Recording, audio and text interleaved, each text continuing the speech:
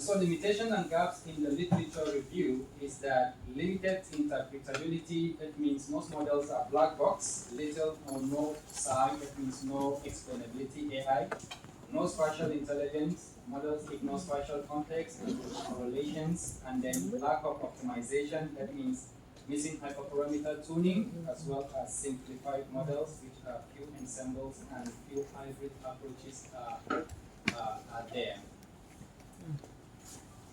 So the study area and the data. So study area is the Mekong Delta, Vietnam, and Odisha, India.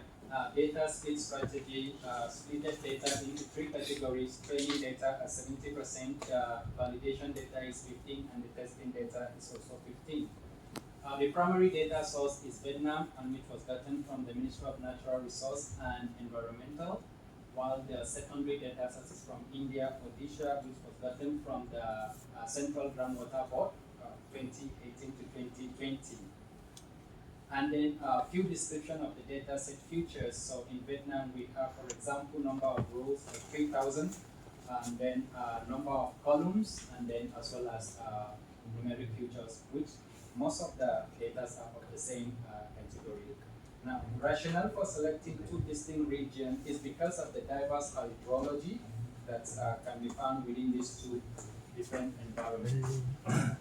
The statistical correlations analysis shows that 1,000 mgl, and we have strong dry season salinity intrusion, and also spatial variability linked to canal proximity, while in Odisha, we have TDS that exceed greater than 500 mgl, and also there is moderate hardness issues, and also calcium and magnesium mineral influence. So key contrast is that Vietnam shows higher salinity and TDS, and while Odisha is mostly lower with TDS with neutral slightly alkalinity and pH, which are moderate.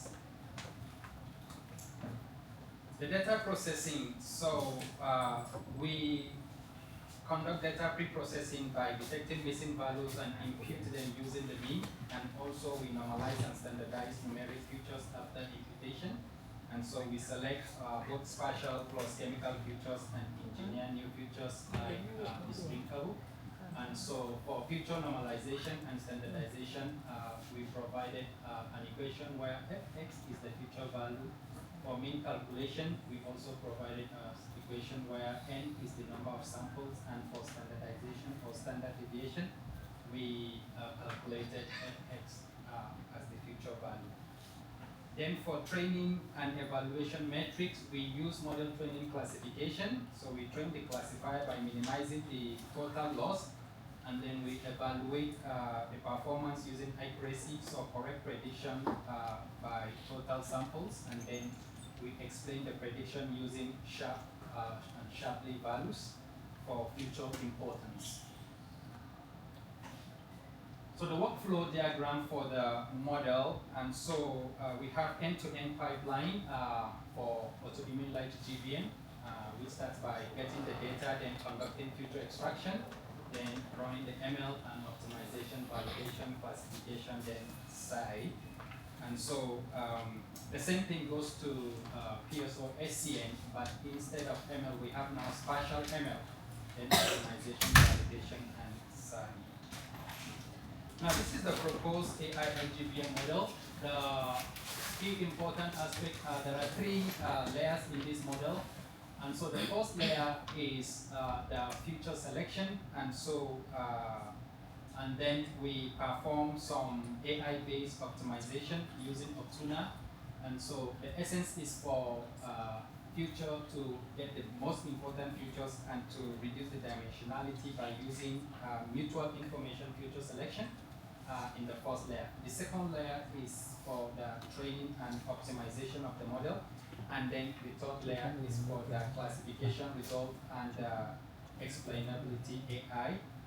And so the core idea is to look at feature selection and tuning via AI-based optimization. So why this model is chosen is because it works well with tabular environmental data, and it uses a medium-sized data set. But the limitation in this is that coordinates are treated as normal features in this layer. And then the strength of the model, it is fast, accurate, and interpretable, easy to deploy. However, the entire goal of the model is to see that we have accurate, scalable, interpretable groundwater classification. The proposed PSOSCN model is a much deeper deep learning model. So this one integrates spatial embedding and Havasin encoding, and we have multi-head attention and convolutional to learn the geospatial dependencies of the model. So the core idea here is to use hyperparameter tuning via PSO to design a spatial convolutional neural network. And then why this model is chosen is because it captures spatial autocorrelation and it improves the geospatial generalization. However, it has its own limitation because it is computationally expensive and it needs large data sets to work well. However, the strength of this model is that spatial patterns are captured and we have robust against hyperparameters.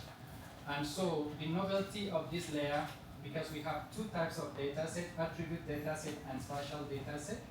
Now, we conduct future engineering where we have the future vector and normalized data being moved to the novelty, which is the backbone future extractor, where we have the embedding dense layer. And so that is where we introduce the Havasin distance calculator in order to get the distance between point A and point B based on the longitude and latitude of well points within the area. And then we concatenate these features and move it into the net layer where we make sure that the Havasin and all the dimensionalities that were specified, we do not lose inference of those data. Before now, we tune the hyperparameter of the layer and then we train the model to have the classification. So as I mentioned, the core idea is hyperparameter tuning via particle swarm optimization, and then we design spatial convolutional neural network, which is a new model. Then why we choose this is because it captures spatial autocorrelations and improve geospatial generalization. Now the limitation is that it is computationally expensive and it needs large data sets. The strength is that spatial pattern capture against hyperparameter instability. And of course the goal is to have an accurate spatially generalizable groundwater classification. So we have the CNN GIS. This is based on the PSO previous model. But the essence of this is to get the classification result and now move it into GIS application in order to plot this on the map so we can have the ideal spots for risks that we have analyzed based on the data that has been classified. So I've already mentioned a few advantages and disadvantages of the models, but these are just crossover. So ILGPM is high accuracy and is good on tabular data. Plus, it conducts future reductions and no spatial modeling and tuning intensive. So while the PSO SCN, it is spatial aware with improved performance, but high computation and longer training time. And then the CNN GIS supports spatial visualization, and so we can have rig spots and hotspots defined on maps. So we also provide a sample optimizer such as Adam Optimizer that was also being used to support the model. Simulation tools for experimental algorithms. So we use Python 3.9 with pandas and NumPy libraries and matplotlib, Seaborn and scaling. And also we provided, we use also VS Code, Visual Studio Code. And so Colab Pro was used for this. And for workflow, we run simulation plus hyperparameter tuning for the experiments. And so for the hardware requirements, we need a Linux 6.6 or newer, and then minimum Intel Core i5 or higher CPU. To run the ML models, you need a minimum of 8 gig gigabytes, but for the DL models, you need at least a minimum of 16 gigabytes for DL, and then you also need a GPU with 2 cores or more. AIL LGBM results performance comparisons. So AI-LGBM is best overall accuracy and also higher than the KNN and SVM and decision tree and also the CNN. So in Vietnam, AI-LGBM results shows 0.995 and over decision trees and also over models. And we also compare AI-LGBM with the deep learning models with baselines. So it's also beats models such as SMP, simple MLP, and also MLP2 with the lowest loss, as we can see from the graph. Now, for the PSO SCN comparison result, PSO has higher precision and also recall. Of course, the training time is a little is higher than AI-LGBM, and so we can also see that the efficiency PSO is faster than MLP and much faster than autoencoder. However, in this layer, transformer performs poorly. Now, one of the reasons is that transformer model is highly complex, and without proper regularization or fine-tuning, it might not perform very well on smaller data sets, as the data sets are really small for transformer to work well on. These are the aggregate comparison of proposed model versus the baseline model. So the base overall is the PSO SCN, which leads all models. And then second base is the CNN GIS. When we look at it, although these are the deep learning models and the proposed models, and then AI-LGBM improves higher than top ML models, as we can see from the aggregate results. We also look at computational efficiency, and we compared AI-LGBM with PSO. We can see the training time. AI-LGBM is faster, and in fact, with no memory consumption compared to PSO, where we have 16.5 gigabyte memory and time faster. And also, we look at comparing the convergent times for deep learning models. So we can see that PSO actually converges epoch at 3, which is good compared to other models. Then for visualization, we visualize and predict groundwater quality to support environmental decision. And so we show coverage plus regional patterns, urban hotspots details, as well as contamination maps to identify high risk areas for monitoring and for management. So the first part is Mekong Delta Vietnam spatial visualizations that indicates where we predicted water as excellent, good, bad, or poor. And the second part is the Odisha, while we generalize simulated spatial groundwater that we can show spatial contamination risk area by mapping. The ablation studies and quantitative impact of components. So we can see that full PSO SCN perform best overall with strong precision, and recall it has a good balance. Of course, removing the PSO hurts the performance, and we can see that F1 drops to 0.95 and the AUC to 0.98. Which is biggest degradation. Of course, also removing spatial features reduces the accuracy and slows convergence, and more epochs to about 14.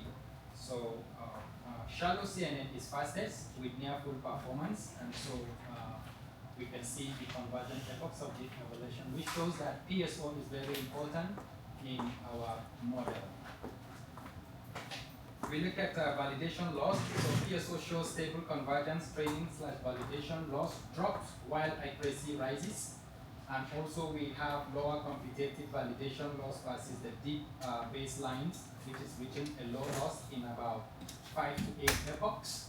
And also sensitivity analysis shows that AUC is robust base performance at mid-range and filters about 3 to 4 layers. Then it's play tunes. The misclassification, the confusion matrix PSO, false positive equals to 4 and false negative equals to 1. These are few misclassification. And so performance accuracy is 0.974 and sensitivity is 0.989 and specificity is 0.62. So misclassified samples are clustered geographically so that spatial plots highlight the error location. And so future box plots here also shows error occurs where water quality variables are overlap. Insight from the results, so AI-LGBM 96 to about 98% accuracy shows that it is fast, lightweight, interpretable, but limited spatial learning. This is based for early warning monitoring. While PSO-SCM has highest accuracy up to 98, it captures complex spatial patterns, plus hotspot detection and higher computation cost. So this is based for fine-grained spatial analysis. Of course, we have to look at trade-off. AI-LGBM is deployable and efficient, while PSO-SCM more accurate and spatially rich but resource demanding. The relation to prior studies. So this recent work confirms that recent MLDL findings from 2022 to 2025 on groundwater classification extend prior work with hybrid spatial modeling approach, as well as uses explicit spatial architecture to capture spatial dependencies. It fills a key methodological gap, spatial aware and optimized and mappable classification. So there's a clear contrast between the previous approaches and this recent work. The key takeaway is that spatial awareness is critical. Model must capture spatial correlations. AI-LGBM is based in terms of accuracy and trade-offs, and it was validated in Vietnam and Odisha. So hybrids and explainable AI, they provide accuracy and they also provide trust, and the impact is for decision and ready insight. In conclusion, we look at AI-LGBM achieve about 94% outperforming traditional models for groundwater, while PSO-SCM 98%. PSO spatial improves spatial prediction accuracy, and GIS also integrate with spatial data, provide a decision support system. So the impact is for early pollution detection, hotspot, GIS mapping, and also real-time management support. And so limitation of this research is that we have model generalization, so limited transferability because it requires tuning for new regions and also computational demand, high processing cost versus resource intensive. Then we have data quality, means that missing values and noisy inputs affect reliability, and also time constraints, limited time leads to spatial testing or experimentation, as well as geographical scope, were evaluated only in Vietnam and in India, not global. Summary of the findings. So spatial awareness matters, and model performance have improved by base accuracy was up to 98% and outperforming baseline models by at least 8 to 13%. And so we have validation by spatial cross-validation, which got leakage, and also consistent transfer across regions between Vietnam and India.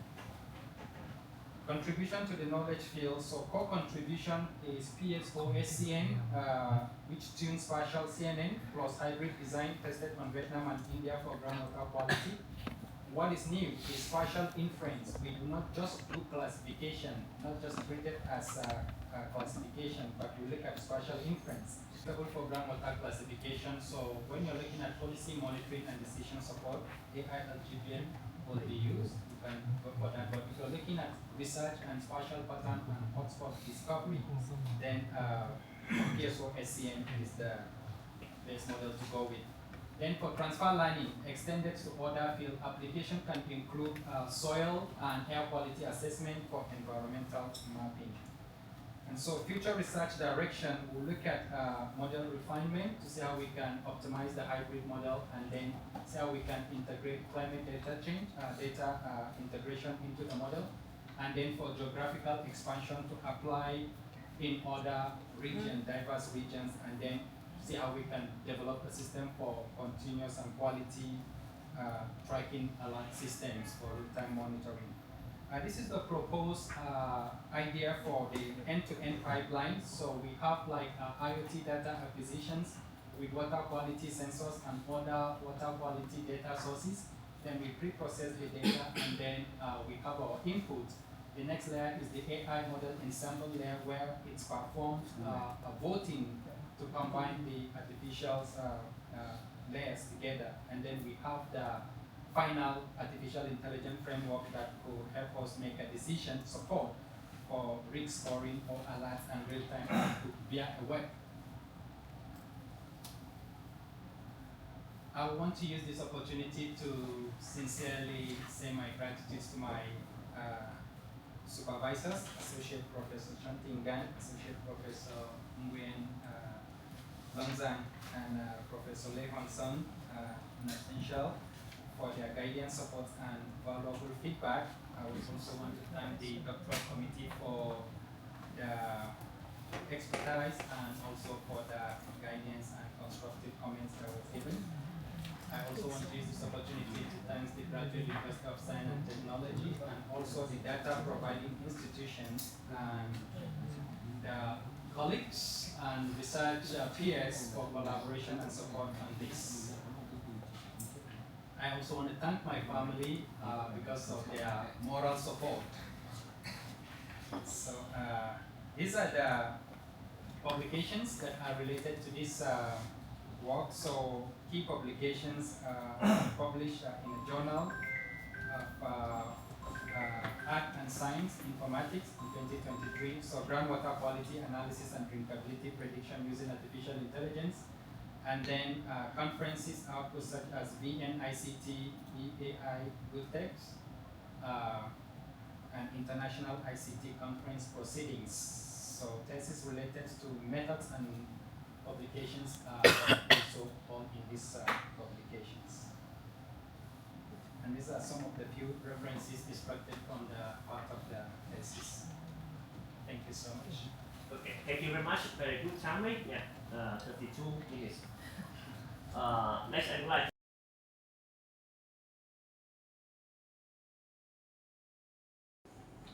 the integration of geography information system with machine learning and deep learning allow to incorporate the criteria, spatial context, and significantly improve model performance.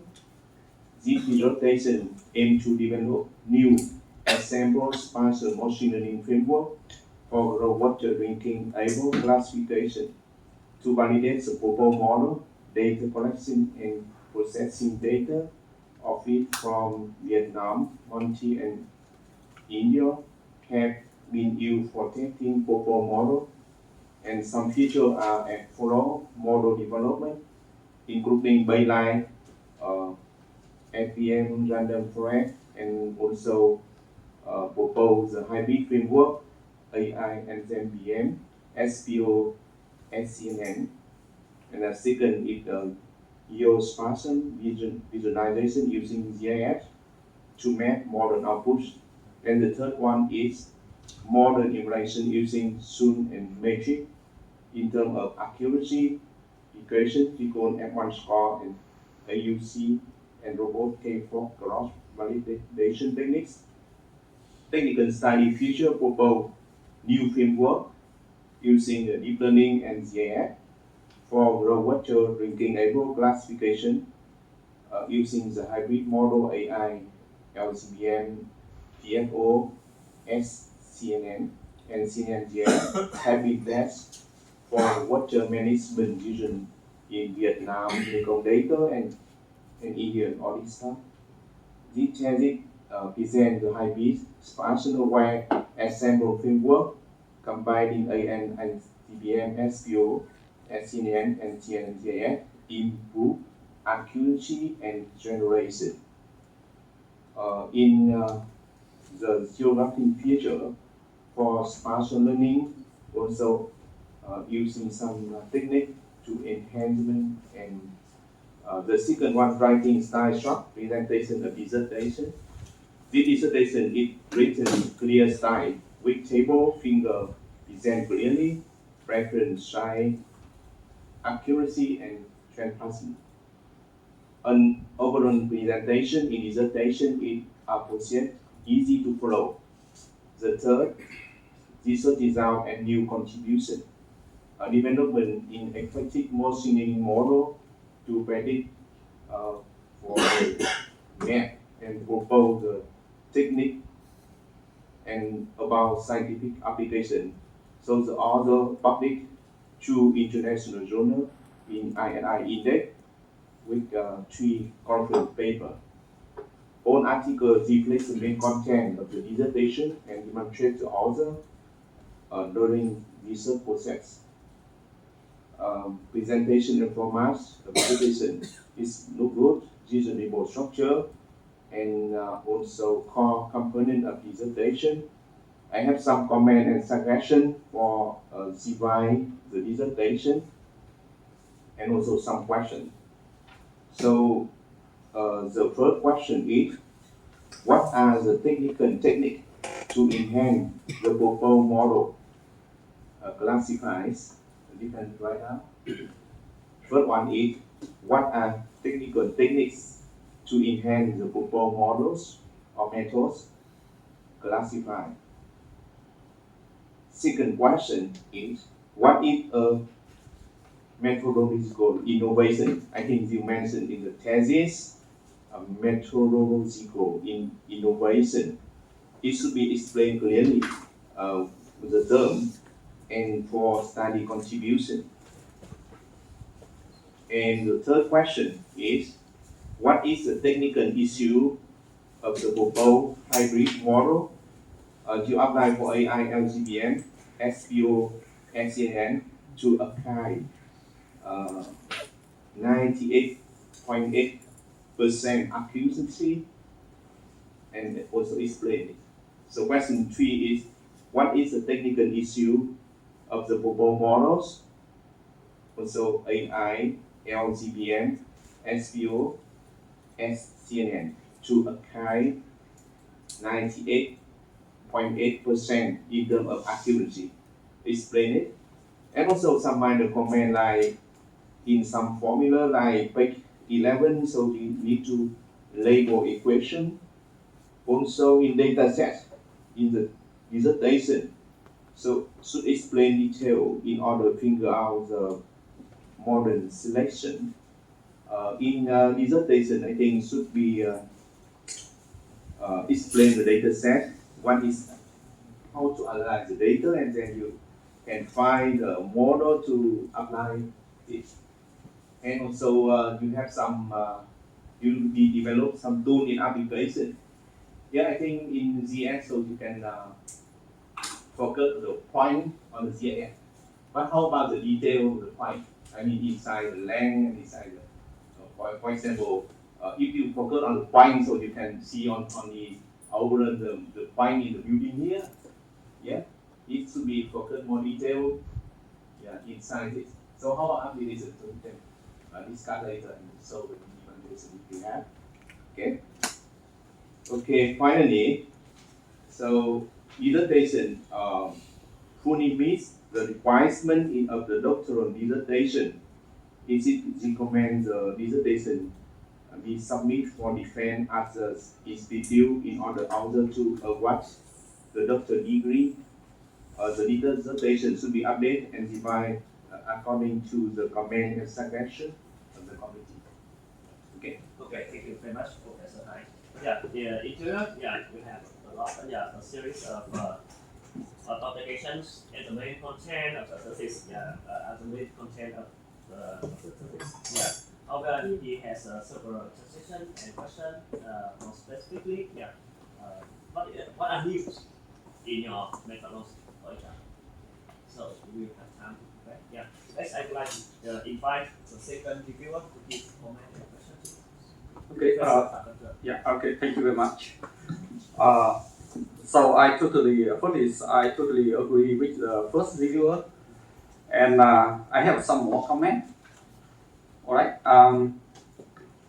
I think this thesis have a highly promising application in with the resource management and linking with the quality management. I think that is very good for application. And the thesis have two main contributes. The first one is the thesis propose two machine learning models. The first one is the AI, LGMV, and the second one is PSO, CNN. The second contribution is the thesis is do evaluation on the two data sets. So I think that is good for the confirmation of the quality of the thesis. The strong voice of the thesis is that the contribution are well presented in the thesis in two chapters, 2 and 3, and the weak point as following. Thirdly, the proposed model need to be more detailed explained. For example, you should separate the network the model architecture with the layer input output and training process and loss function to analyze the model. The second weak point is the baselines are quite outdated. The baseline too old. Yeah. Uh, uh, and the next one is the thesis actually is not utilize the pre-training model. Yeah. Uh, you should utilize pre-training model like transformer, like redlets, like many network here to take it as a backbone for training to the model and take as a transformer learning to enhance the accuracy of the model. And other thing is that some paragraph is not very well written. It repeated many times. So and the last one is the data set is too simple. The data set is some thousand of the sample, so it's not very big. So I also have some revision requirements as follows. Firstly, please the architecture of the two model is separated from the pipeline you presented in the on the slide, and explain why the readout of the transformer is so bad in its table 3.29. That's also my question. You should also add more analysis to the readouts in the table 3.6. Some figure need to be more well explained. For example, figure 2.1, 2.2, and so on. All right. Conclusion: the thesis have qualified for PhDs in information system. So congratulations. Thank you very much. Okay, thank you, Professor John. Yeah. To summarize his idea, this comment is very good, well presented, thesis. But it needs more, revision and explanation about more, about what are the new things in your proposals, and it needs some explanation about, more actually, yes, analysis, about the question why in this case it's good, why in another case it's not so good. Yeah. And next, I would like to invite the first one, Professor Wilhelm, to give comment. Dear students, I would like to have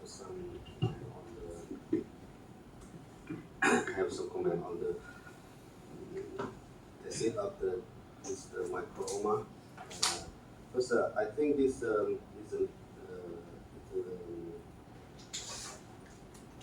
good for the the major issue is good to be solved, to try to combine some spatial data with some machine learning model. But I also have some another issue to discuss on this. Even though the Mr. Omar tried to do a lot of the implementation on the various method, but the problem is that he need to you have to explain more about the data. You just show up the just data with the several, and I think you got the problem with the when you explain about data that you'll do so many times to mix up with the attribute with the parameter. The data is the parameter is not the data is the attribute is not parameter, so you have to train that works.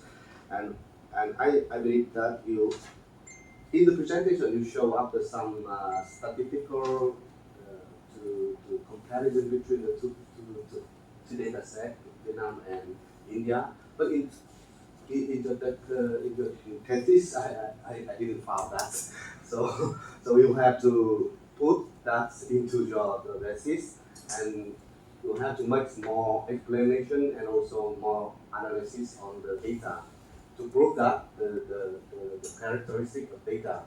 And also because of the data, I think it's a little bit different. So you say that it can influence to another area. But at the end, in the conclusion, you say that that's the limitation of the thesis as one question. Why? In the first time, you say that you can try with the two different data sets. But at the end, you say that it's very difficult to influence to the using your model to another one. So that's that one. And it's a very encouraged because you try to explain about the how good your model is, but the problem is that it's very difficult to distribute between the proposal.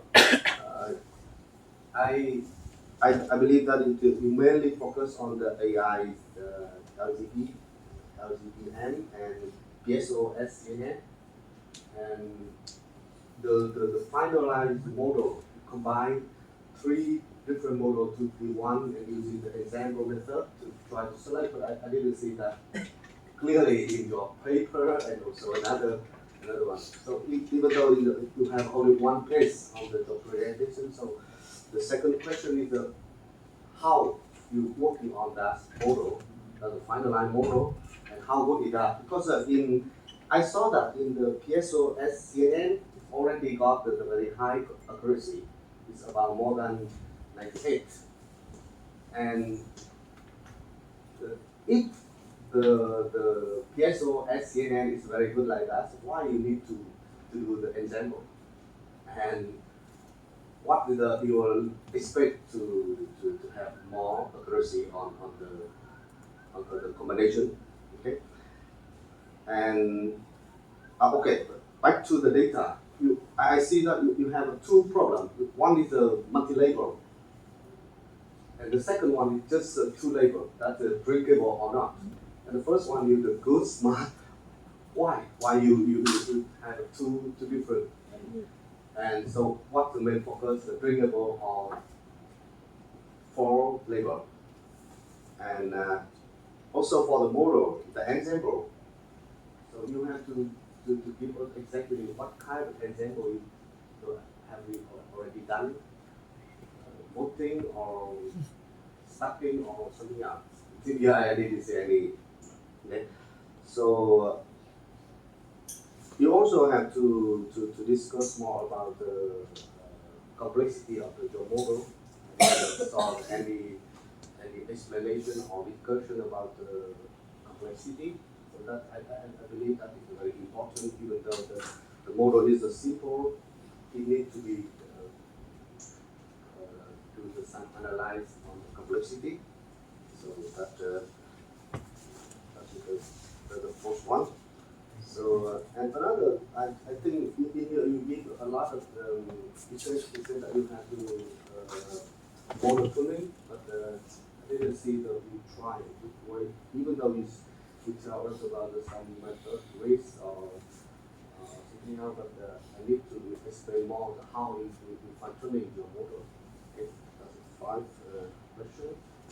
And also in here, I see that only the SCNN, you try with some data and with the partial data. So can you explain about the Haverside distance? I didn't see any citation from this distance in the presentation. And is there anyone already work with that, and why you don't comparison your model with the people who already done it with the Haverside distance before? Okay, and okay, so by the way, after I looked through your presentation with the publication, I think seem okay with qualified with this must yes, they sit in the information system, and can go to be planned after correct some instance. Okay, thank you very much.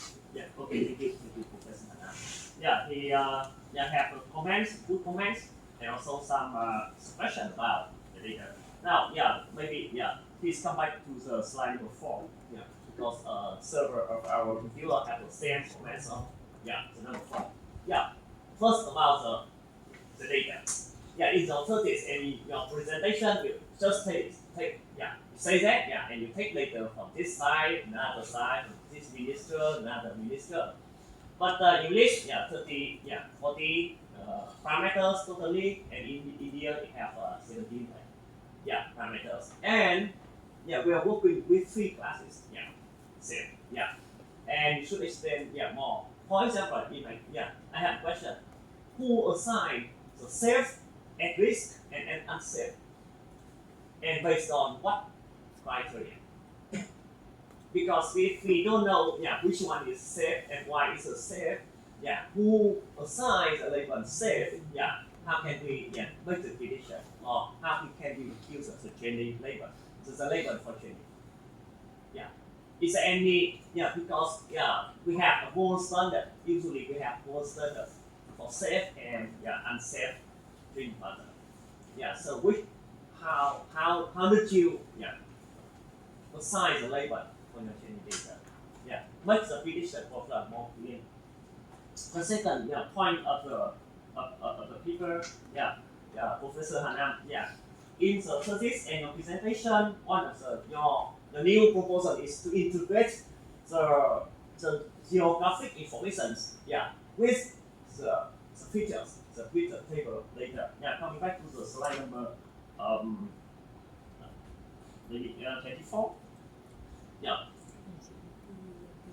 24. It's slide number 24. Please. One another comment is that please here you integrate the spatial data with the attribute data. That's why I think that is a key contribution in the number. How you integrate the spatial longitude and latitude coordinates into with the attribute data. In your thesis, you present another, you say that, okay, you divide into grid points, for example, for spatial data. But I don't see, you present it very clearly here. And also, some comments about what are used in your proposal here. Here is a novelty layer, here is the right more feature extractions. Explain more about it. Because the reviewer, all of our reviewers, worry about what is the novelty in your methodology. Of course, this in information system, not the computer science. You provide a workflow, you build systems to reflect the book. But anyway, our reviewers have some concern and have some question. So please prepare for the answer. So if you want, you can start your discussion.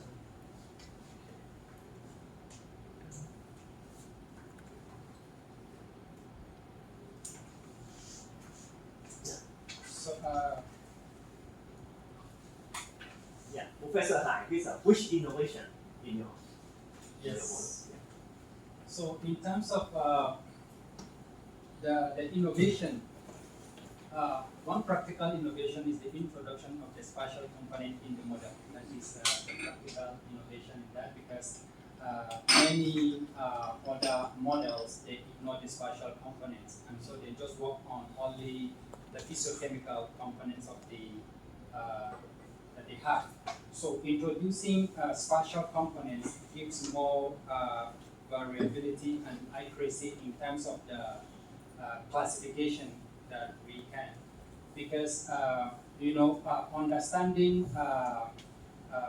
for instance, the use of Havasin distance here. Havasin distance is used to calculate the cycle radius of a point on a globe or on a map. And so we look at it that just a form of an assumption that if point A and point B are being evaluated, there's a tendency that a point that is on a higher plane, chemical components can write down to the lower point. So looking at this, we should be able to maybe make an inference that, okay, if the quality of water in point A, which is at a higher plane, is good, and then after prediction, sometimes it might, or if it is bad, it might gradually go down to affect through chemical flow to affect the one at the lower plane. So, but the main point here is when we are getting the point, or when we are getting the attributes, we want to make sure we also have the spatial attributes of that particular point, and that is the essence of the spatial component. Now, the Havasin distance is only to help us calculate the distance between point A and point B, and which is now a new data that is being embedded into the data set. So because when we get the longitude and latitude of the point where data is being collected, where the spatial, where the physiochemical components are being collected, so now we need to map that physiochemical components to the exact longitude and latitude in order to get the actual location of the chemical components, or to predict. So now when you talk about how do we know that water is being classified as good or bad, so we have the metric that has been specified by, for example, World Health Organization, that indicates the parameters. If a parameter value is between this range and this range, then this water level is classified as polluted or is classified as good. So in Vietnam, we also have the parameter range that specify how we can classify water as being good or as being bad. What exactly is the standard for labor-related data? Is free paper or papers? The gold standard based on which standards we assign the label have to good free paper and not good for paper. So the standard we use to assign whether water is good or bad is based on the physiochemical properties that we have, that has been defined by the. Do you have any specific formula, specific threshold to determine this? We have the water quality next parameter, water quality equation for calculating. Show us the equation. Because if we have the equation, we need not any machine learning model to predict, because it's a gold standard, right?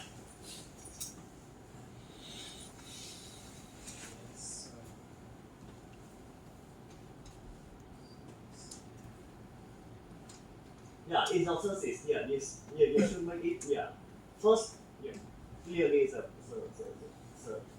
problem about the data set, because we did not see, how to consider this, with, attribute data is safe or not safe. You can add it. You can get later. Yeah.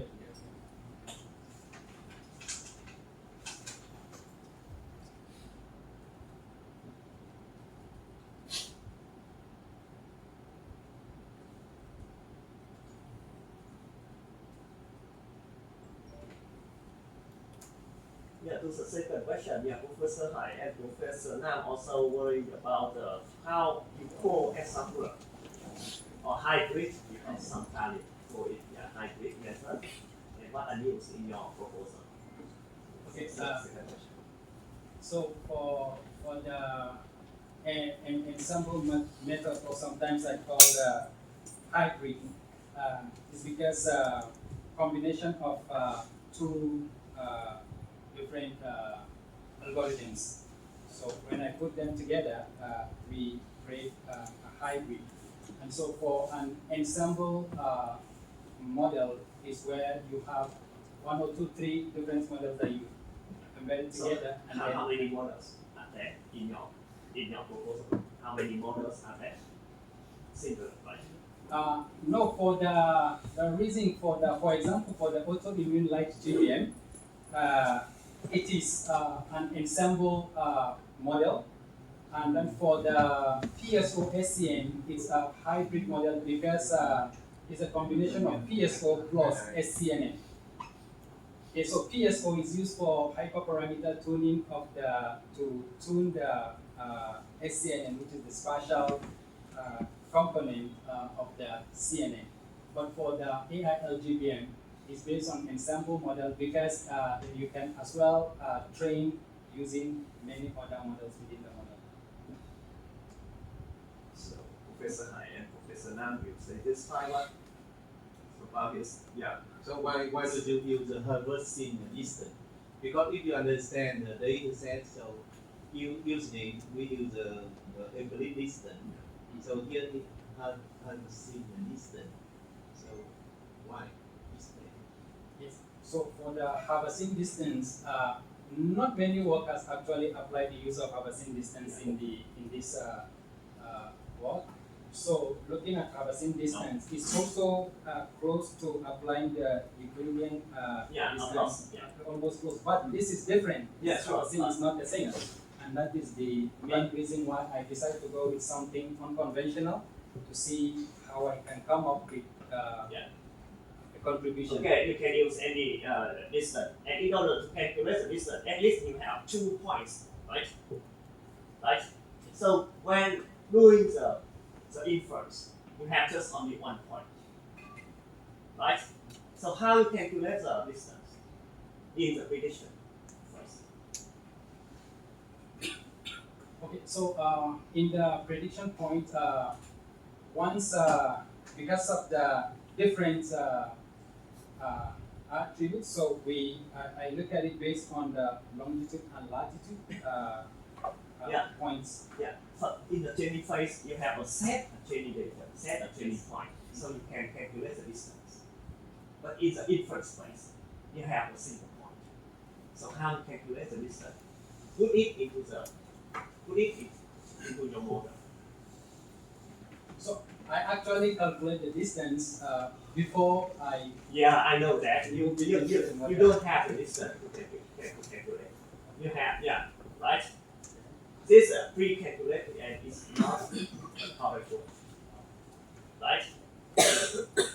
In order to add whatever distance function you like, but you have at least 2 points to calculate the distance. What's the inference phase? You have just only 1 point, one side. Yeah, so you could not have the distance. Okay. So you should explain it, in your thesis, clearly. Because if not, we do not do the prediction. Okay, next question please.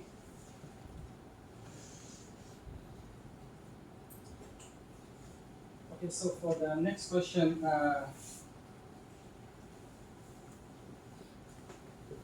why transformer model result perform less in the result set?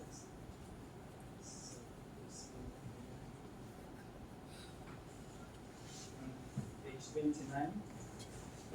So it asks me why did the model, the transformer model perform,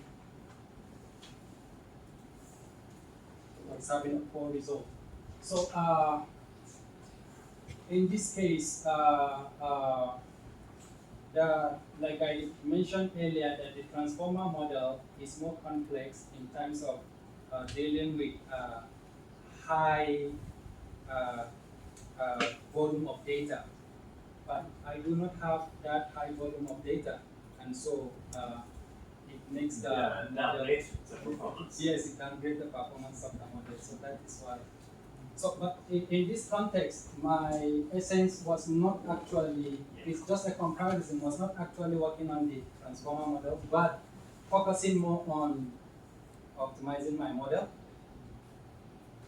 Yeah, but I think that's I think that is significant. It's depend on how quality change the model. It is very important. Yeah. Okay. Yeah. Here we have long short-term memory, and long short-term memory usually working in the time series. Yeah. We have one more dimension this time. So what is time dimension here in this case? I do not apply the. You do not? So who did this experiment? No. I mean, you said the time series. You mentioned about time series. Yes. Normally the sequence. That's a sequence. Oh, Okay, okay, sequence. okay. So what is the sequence? What is the order here? So the order in this context is that when I produce when I submit the data for the model to train the data, because most of the complexity of the trained data has already been seen by the model, and so the regularization or the fine tuning of the model is what makes the PSOSCN to achieve a much better results.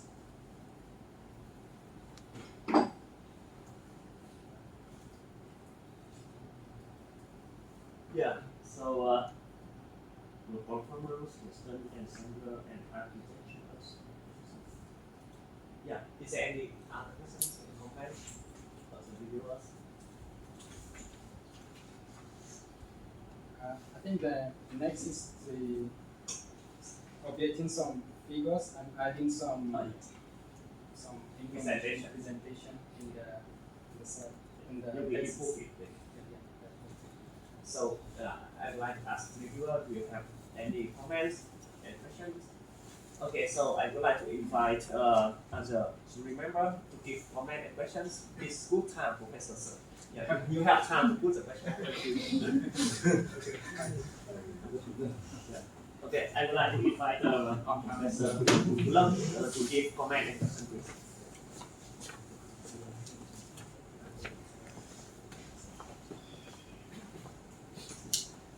I think I totally agree with the reviewers who have given the comment to you and the question. And I think in overall the writing is quite good. And you try a lot of efforts on the writing, the structure. I think it's okay from my perspective. And, from my side, I think some comments give to revise the physics, make it better for understanding and better in terms of contribution to the knowledge. And first of all, I think when I read the thesis, I feel overwhelming by the domain knowledge of the problem domain. So I think it's better to make a balance between the domain knowledge and the academic stuff you put in the thesis. It's clear to you? Yes. And also remember that the major you are doing your PhD is information system, right? It's not about the hydrological and environment things, right? So I think you should understand how the information system reflected in indicators. Right? Should I mention here that it's about the system architecture, system deployment, and data processing workflows, right? So that is the information system. Otherwise, I understand that like you apply AI and machine learning technique in only in to solve the practical problem. Right? It's okay, but it's not about the philosophy, right? Because of the philosophy about the methodologies and related to the field you belong to. Okay? You got the point? Yes. And also, you spend a lot of work on the third chapter. The chapter 3 is quite huge, right? I think it's more than 40 pages. So I think it's better to balance with the other chapter, put more about the something called the in-depth about the academic discussions, right? Rather than just post the number and followed by number and number again. So it's quite overwhelming by, in that sense, right? So, and also how try to generalize the results you got, right? Generalize the result you got, and so that is the first comments set of comments I would like to give to you, and the next one is about the in terms of wording, right? The wording you put in the thesis. The English good, I think it's no doubt, but some word is, for example, like here you put it in the page number 3 about the research motivation about to address the spatial blindness in AI. You state that it's a fundamental flaw. It's not flaw, right? It's not flaw at all. So don't say that it's a fundamental flaw, right? It's just about the now is the time for you to analyze, to apply it to that area, right? It's not flaw at all, okay? So try to make it more appropriate. Also, in terms of wording about the contributions, you listed in that section, page 6, about they have the 4 contributions, right? So in terms of academic thing, you should focus on 1 or 2. It's not about practical or something like general, like social thing. Something like that. The contribution is contribution. We value in terms of academic thing. Right? So try to make it more succinct and it's better for people to understand the academic contributions. Also, the description of the classification labels, I think it should be consistent from the first page to the last page of the thesis. So sometimes, at some point, you put the 4 labels, at some point, you put example 3 labels. So it's not consistent at all. So, mathematical notation, so it should be consistent, right? So you say this parameter, the model, it should be theta or w, it should be the only one. Okay?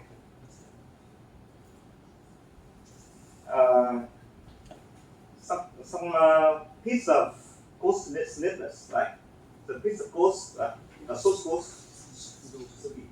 should become zero cost other than that, it should put in the appendix, something like that is better. So because now it's the final defense, also it should be professional in that way.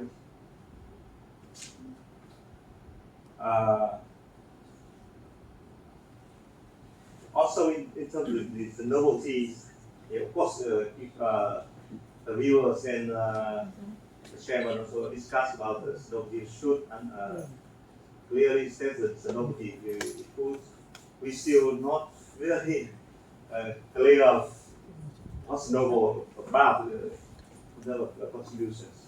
So otherwise we understand that we should try to apply the machine learning techniques to solve the problem, right? So concept ensembles. It's difficult to understand when you apply the ensemble here. So also the figures, even like the if you look at the figure 2.3 A and B, right? You have figure 2.3, right? A and B, and so which one is it follows A or B. So for example, if you say B, 1, 2, 3, 5. So where's 4 gone, right? So I think there's some mix wording there.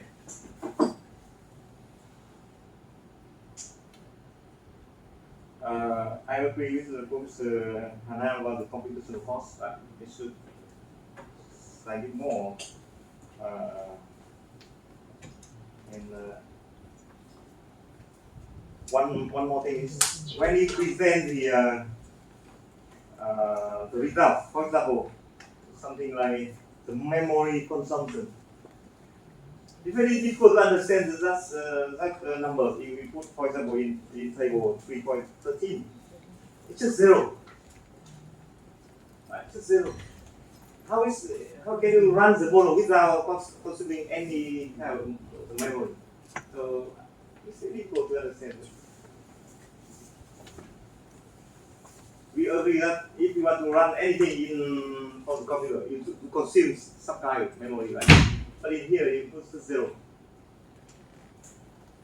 So I think it's wrong and or it's misspelling or typo something like that.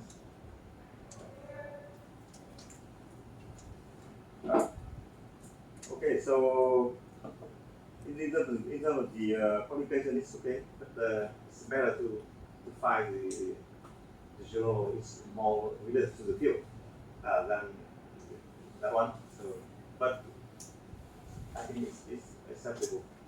Thank you. Okay, thank you very much, Professor Lam, for his constructive comments. Yeah, of course, the comments for you to improve the service, including the balance between the well structure, better balance between the content of the last chapter, the first chapter, and the correctness of the formula of the indentations. Yeah. Next, I would like to invite Professor Lê Hoàng Sơn to give comment and question. Okay, so thank you, Professor Zung. I'm sorry that I'm late because I have a very important meeting in the venue this afternoon. So I'm late and I couldn't hear many important questions from the viewer and remember. But firstly, I would like to say that to be honest, this is the last round of the PhD friend of PhD student. So I see that a lot of relatives, friends, and old members come here, and to witness the very important milestone of PhD student. So that the great valuable memory in life, especially for PhD student. And I would like to emphasize that this is the first foreign PhD student to class, especially the two team. So somehow there are some flaw and disadvantage and something not only in physics but also in documentation. So I think that we should think all to balance between content, contribution, and everything. To be honest, firstly, I will say that this is somehow a type of applied research. It's not an original contribution in terms of theory. And what I meant is that when I see many theses and patients in computer science, so what I'm expecting, it's not only me, but also a professor here in our committee member, to hear more about the strong and significant contribution in terms of theory. what I mean is that we should have more and more advanced deep learning or ensemble machine learning or ensemble deep learning, especially for groundwater vision and classification.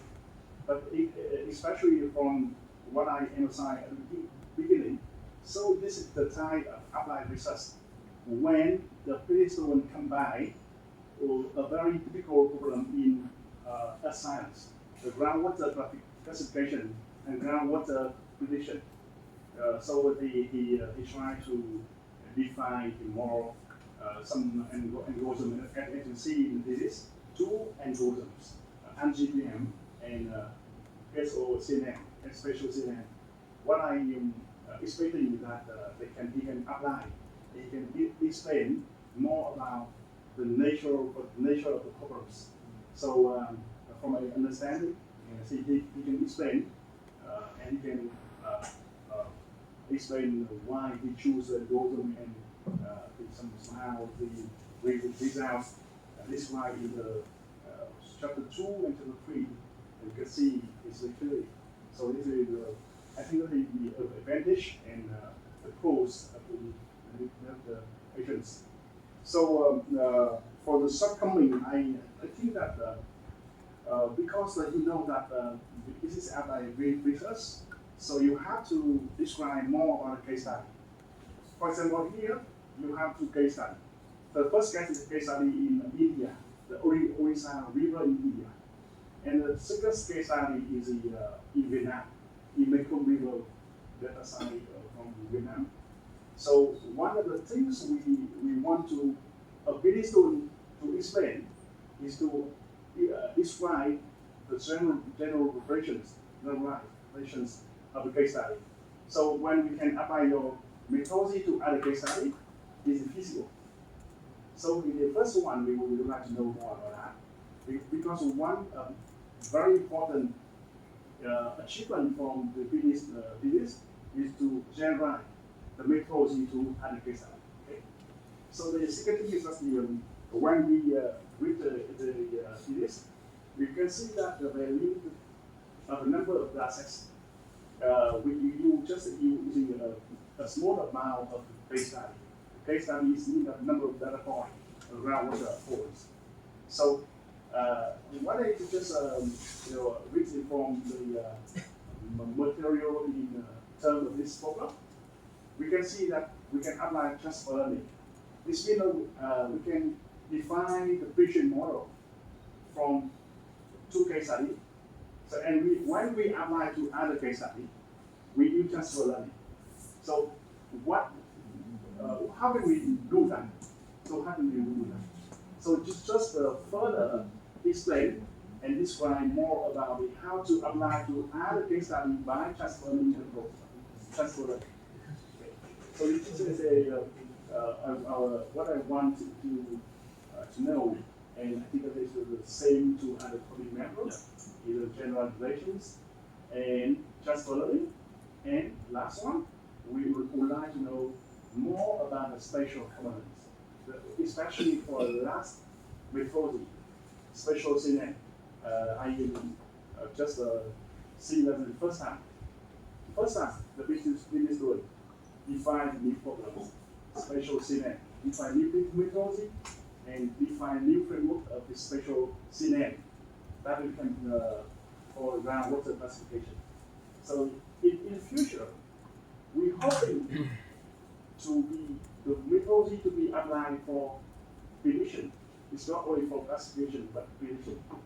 So I think that somehow can talk a little bit in the future research, especially that we can extend the research in terms of prediction, not only for classification. Just only some minor recommendation for this, and in order to have a better quality content of this, before submitting to library fast and national library. This is all about my recommendation. Thank you so much. Okay, thank you very much, Professor Sun. Yeah, as I mentioned, this is not a PhD in computer science, but information science, and it has all of us agree that it has a significant in practical application. And one of the important point is that the result of your thesis could be applied in other areas. Yeah, not only divided into your two case studies. Now, next I would like to invite Dr. Chandra to comment and question, please. I totally agree with all the comments from the panel, and I only have a few more comments for you to improve your thesis.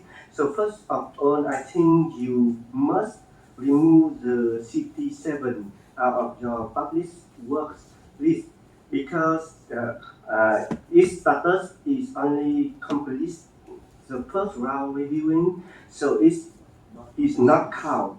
I understand that it is a good publication if it is accepted, but it's not. So you should remove it. And this time, I think this is the last chance for you to exit the thesis. So you should do it better than previous times. So yeah. Okay, thank you. Yeah. Okay, as I to remember, so I would like to give you some comments. Yeah, first of all, yeah, you have to correct your presentation. Now, for example, coming back to slide number 32. Yeah. Your two case study is the Mekong Delta in some one region in India, but in this, yeah, it is visualizations. So this is not the Mekong Delta. This is so-called delta. It's Hanoi area. Looks like one area. Yes, I have for Hanoi, I visualize Hanoi area. Yeah. And you should explain it. Yeah. We expect the yes. the Mekong Delta. Yeah. So actually, this is the classification for the Mekong Delta. Yeah. Yes, but this is for the Hanoi area.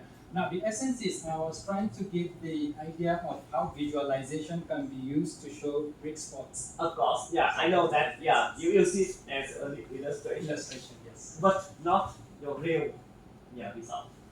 Yeah, and explain it. Yeah, of course. Yeah, whatever everything you present in your thesis should be correct.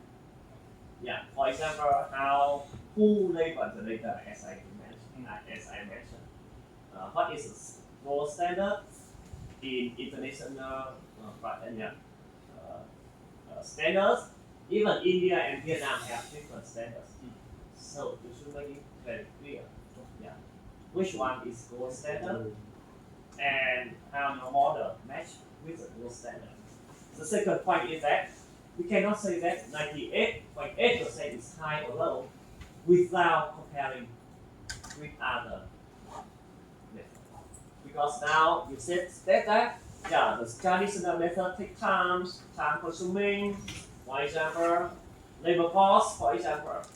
But I also wanted to know, how labor works. Yeah, what's the accuracy of the acceptance rate? Yeah, according to Vietnam or India standards. It's not. We cannot say that it's 98 is good enough or high or low. Yeah, and also your critical, make your contribution more clear because it's very good, to do the experiment, to do the research in two different fields, and of course, you analyze very well in your thesis about the different results between two different countries. That's very good, significant contribution of your thesis. And for example, as I mentioned, when you do calculate the distance between 2 points, but what happens in the testing phase when you have just only one axis? For example, explain it very clearly in your thesis. And other point that other to remember and also reviewer give comment to help you to improve the thesis and present better your result.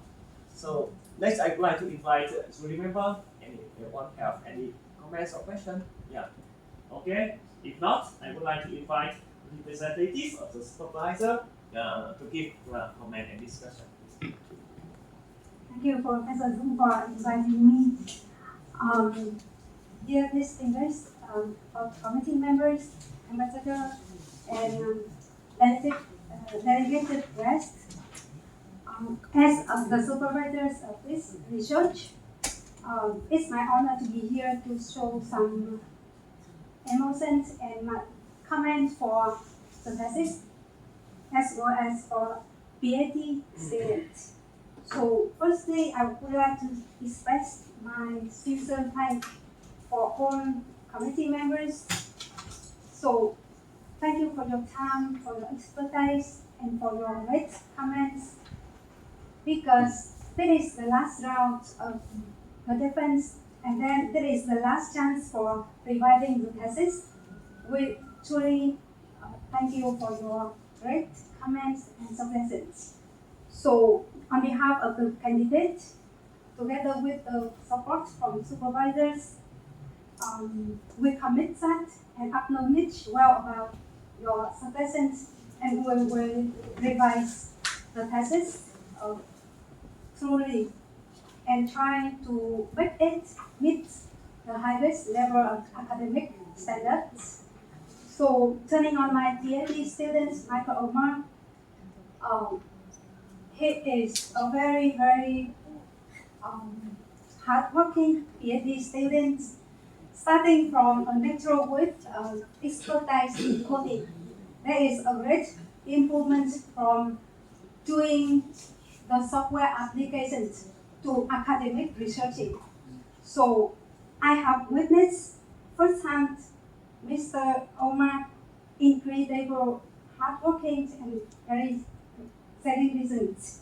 So in the path of your joining to PhD program, you face many challenges, and you are trying your best to overcome the obstacle. So congratulations for your milestone today. So I also wish to say thank you for all of your being here, because you're supportive and your appearance here.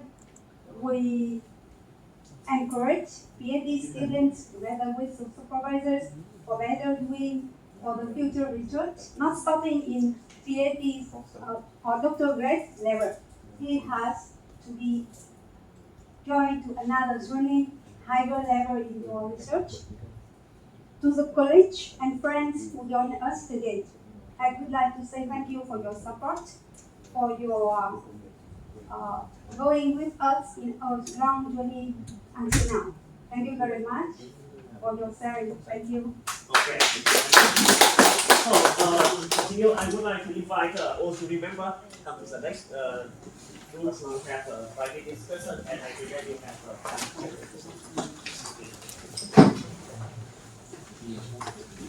We stay here.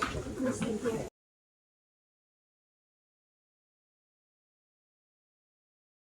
is the integration of method for data processing, data integration, model combinations, model hydroparameter selections for groundwater classification. That's the first contribution in methodology. The second is the groundwater classification result and analysis on two experimental sites of the Mekong Delta of Vietnam and the Odisha, India. This contribution is for the applications. This is one of the most significant of your service. And there are several comments and drawbacks you should improve in your final version of your thesis. The first is the prediction problem should be clearly stated. What is the indicator, what is the output, and what is the problem. The second one is the presentation should be improved to highlight the novelty of your paper. What are the news in your paper? The third one is to improve, to correct the thesis presentation according to the reviewers' comments. Today, meeting, we have many comments for you to improve your presentations. So please,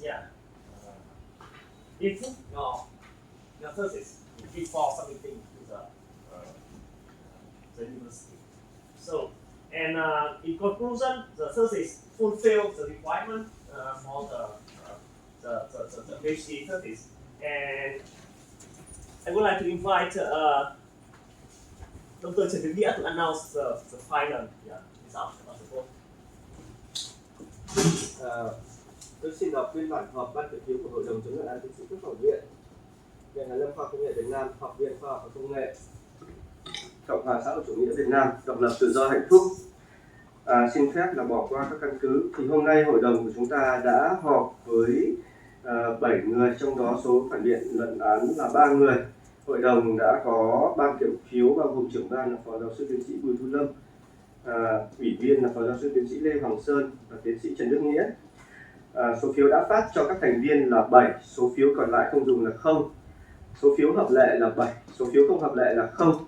Số phiếu tán thành với cái luận án tiến sĩ này là 7 và số phiếu không tán thành là 0. Xin chúc mừng nghiên cứu sinh. Okay. So now I would like to transfer the control to the. Vâng ạ, xin cảm ơn các thầy, cảm ơn hội đồng. Sau đây tôi xin trân trọng kính mời giáo sư tiến sĩ Vũ Đình Lãm, giám đốc Học viện Khoa học Công nghệ có đôi lời phát biểu. Xin trân trọng kính mời.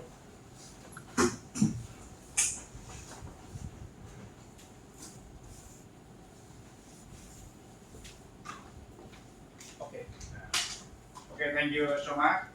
So, good afternoon, Professor Dong and on committee. And today, but I will be very happy to organize the meeting, like the defense of basic thesis for Mr. Mission Omar. So, as Professor Dong announced that all members here all agree with you. It is defended very successful.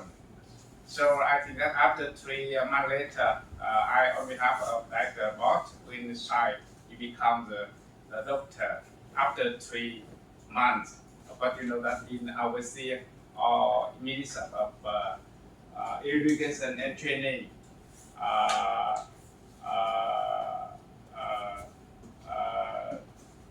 decide that after 3 months later, okay. Today is the 27 January. After 3 months, it will be 27 April. But I will decide to become the PhD. Yeah. So for the trio, kính thưa thầy giáo, kính thưa tất cả các thầy cô, kính thưa cô hướng dẫn hay thầy Long Giang thì chắc là bận rộn có mặt ở đây. Thầy đại diện cho cơ quan của nghiên cứu sinh ở đây là thầy nghiên cứu sinh Mission Omar.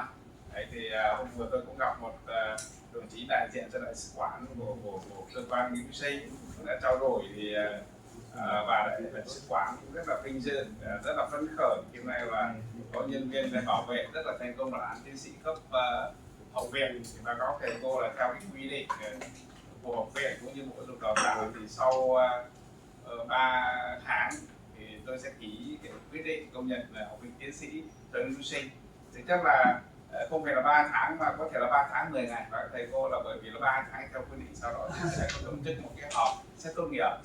Thì các thầy cô biết là cái khoa công nghệ thông tin của thầy cô ở đây là của thầy Dũng ở đây là một trong 3 khoa mà có nghiên cứu sinh đông nhất. Khoa đông nhất thì bây giờ là khoa về sinh học thì có 150 nghiên cứu sinh, khoa hóa học thì có khoảng 140 nghiên cứu sinh. Khoa của thầy Dũng ở đây chắc khoảng độ around 100 PhD student. Còn các khoa khác thì có khoảng độ 80 đến 5 đến 80. Thì báo cáo thì còn tổng số nghiên cứu sinh của viện thì rất là nhiều, hiện tại thì khoảng 800 PhD student totally.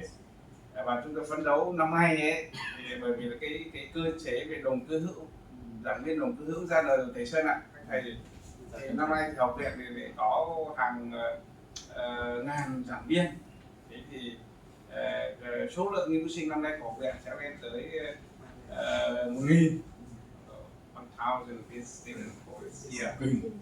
Để thì báo cáo thầy cô là bởi vì chúng ta có khoảng độ hơn 1.000 đến 1.500 giảng viên rồi.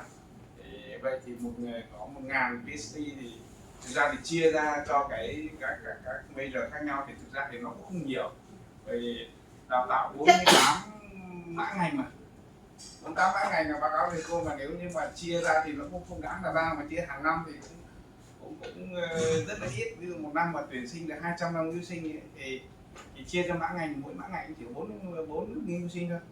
Tuy nhiên báo cáo thầy là các thầy cô năm 2025 vừa rồi ấy thì bởi vì là cái thông tư Bộ Giáo dục thì nó chặn một số thứ nên chỉ có mười mấy mã ngành được tuyển nghiên cứu sinh, cũng được lên 160 nghiên cứu sinh. Thì năm nay nếu mà luật giáo dục đại học ra đời rồi thì thông tư hướng dẫn chuẩn bị hướng dẫn thì sẽ lại với các thầy các trường ấy thì Viện Hàn Lâm thì lại bắt đầu mở tái khởi động để tuyển sinh lại các mã ngành còn lại. Thì 48 mã ngành thì lúc ấy thì lúc đó chúng ta lại tuyển sinh rất là thoải mái. Nhưng mà cái điều đặc biệt đáng chú ý ở đây báo cáo thầy cô là cái luật giáo dục cũng ra rồi. Cái này rất là thông tin rất là hay cho các trường đại học. Tức là mỗi một nghiên cứu sinh ở đây thì sẽ có một cái project. Ví dụ như là mission Omar này mà muốn mà you want to do another PhD student, I think that this year you get project from our university for PhD. In the future. Yeah, I think that from this year or next year, each PhD student have project for PhD. Cái kinh phí nó cỡ khoảng độ đang làm việc với trên quỹ khoa học công nghệ của Viện Hàn Lâm thì có thể lên tới ví dụ như là 150 triệu tới 200 triệu cho một PhD. Tôi nghĩ là rất là tốt, tức là cái đề tài thì nó sát với nghiên cứu sinh. Hai ta dùng đúng cái tiền đấy thì có thể là cũng chẳng phải đóng góp gì thêm, vì cái đấy nó rất là thực tế.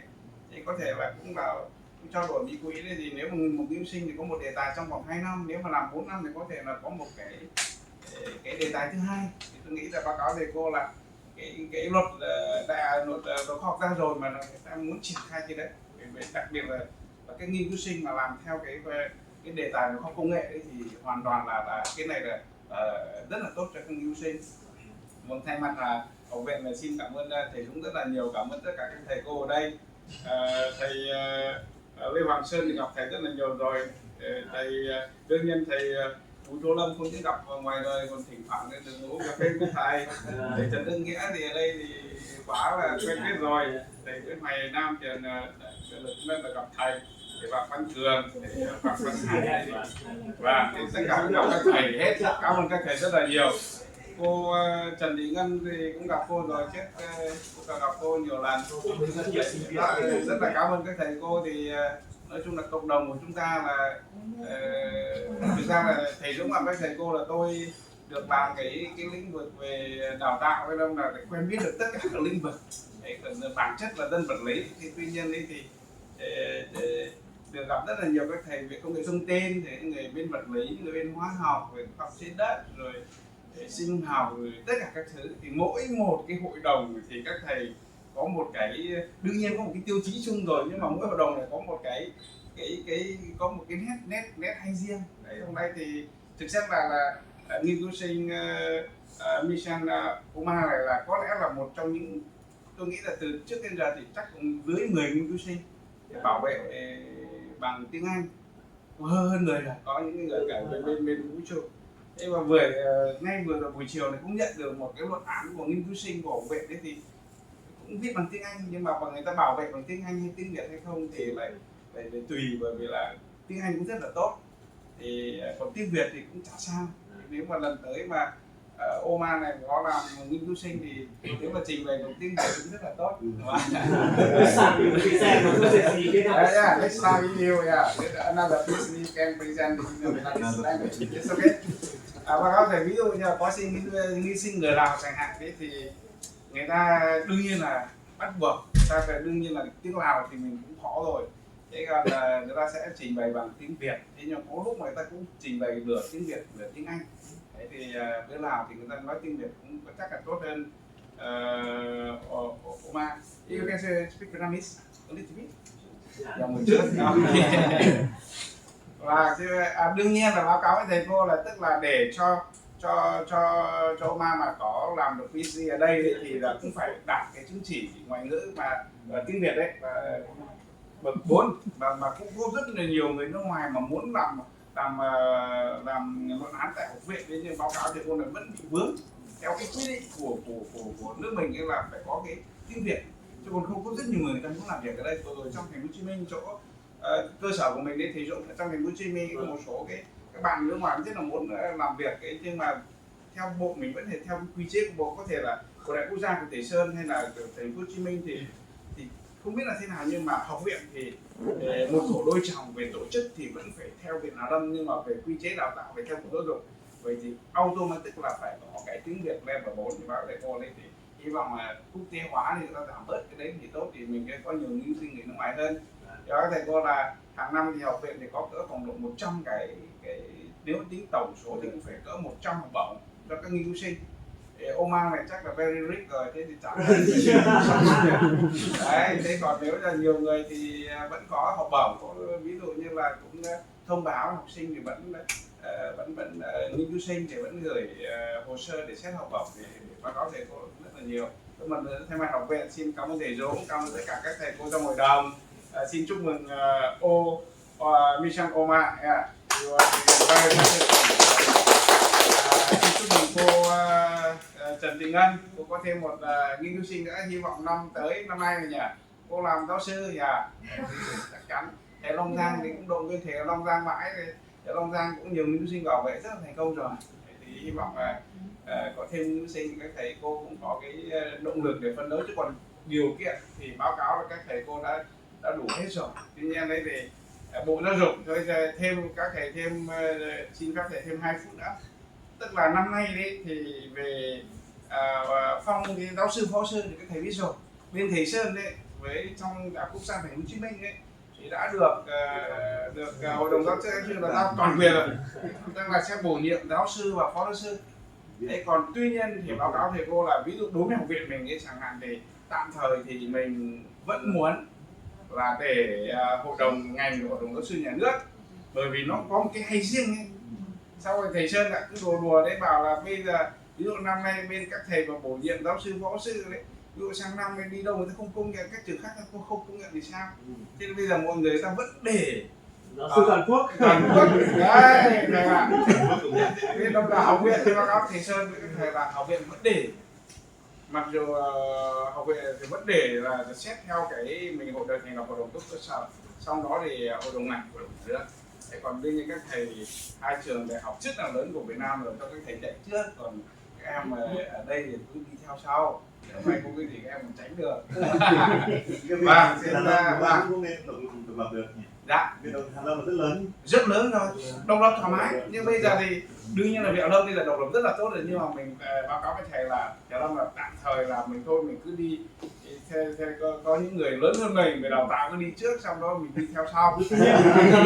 Đấy, nhưng mà bây giờ năm nay các thầy có quyền ạ, đúng không? Các thầy này hoàn đấy thì có thể giải quyết được. Học viện thì có lẽ để trong một vài năm tới. Vâng, rất là xin chúc mừng bạn bè của Omar ở đây, rất là đông bạn bè đã đến tham dự hội nghị. Congratulations to you, you are very good friend to present very good thesis today. Congratulations to you. And chúc tất cả các thầy các cô và gia đình năm mới mạnh khỏe, gặp nhau may mắn. Học viện thì báo cáo với thầy cô là hàng năm thì chỉ trao 2 lần là học vị, trao 2 lần bằng tiến sĩ. Tuy nhiên đấy thì từ năm nay là học viện phải trao một năm một lần thôi, và kết hợp với trao cái quyết định bổ nhiệm giáo sư và phó giáo sư.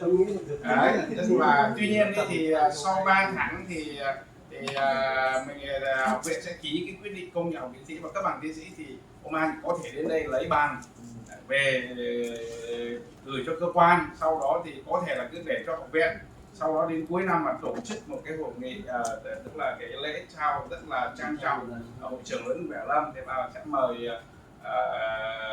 Omar và tất cả bạn bè cơ quan của nghiên cứu sinh nếu mà đến thì cũng tham dự cái lễ rất là tốt. Và cái một lần thay mặt xin cảm ơn và chúc sức khỏe tất cả các thầy cô và quý đồng nghiệp. Và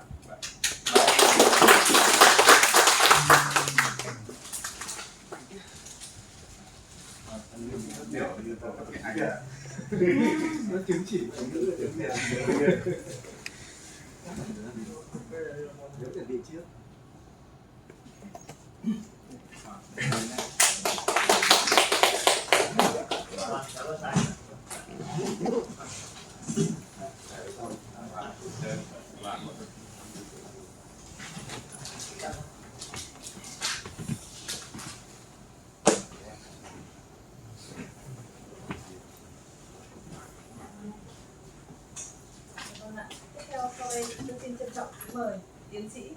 Tùng, trưởng bộ môn công nghệ thông tin trường đại học FPT Greenwich Việt Nam là những cơ quan chủ quản của học sinh có lời phát biểu. Xin trân trọng kính mời.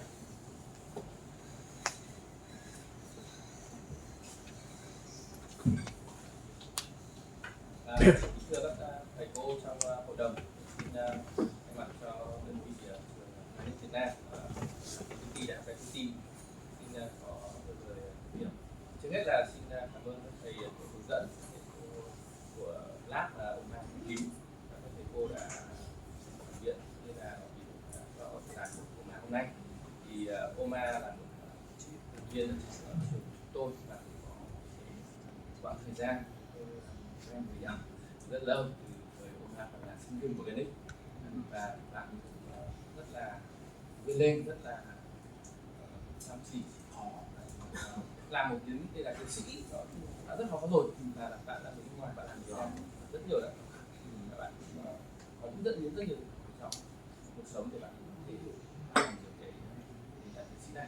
Tôi rất là cảm ơn các thầy cô đã hướng dẫn và chương trình của bạn có thể hoàn thành được mục lớn lao trong cuộc đời mình. Xin hết ạ.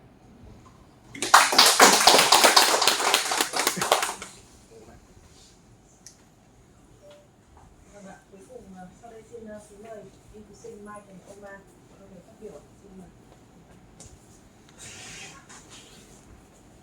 Thank you very much. We want to use this opportunity to thank every one of you that is here, panel of trilogies, and all the friends and loved ones around. I really want to use this opportunity to thank you. Thank you, my supervisors, for your tireless contribution and patience with all my repetitive mistakes all of the time. I really appreciate it, and I thank everybody for being here. I would also like to invite everyone to the second floor. I have a little refreshment for us to close this day with it. Thank you so much, and God bless everyone.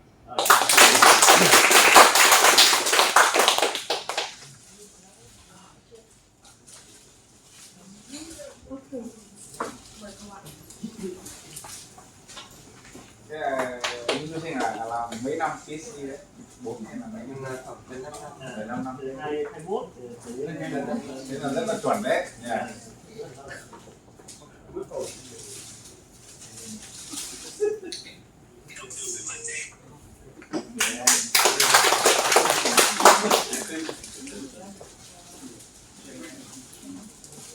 Okay, so I think I would like to invite all to remember to have Đúng rồi, tất cả mời cả thầy lên, cả cô lên cái chụp cái thể and your so you take the flower. Vâng, chào cả. Cô đứng đấy. Thì con này lên à? À, cái này con quay. Con này. Thầy lên.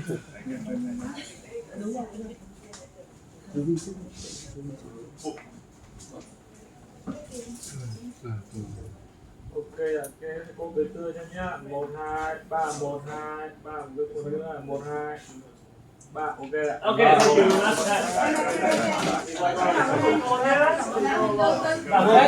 Thầy cô. Nó vậy xong xin ảnh của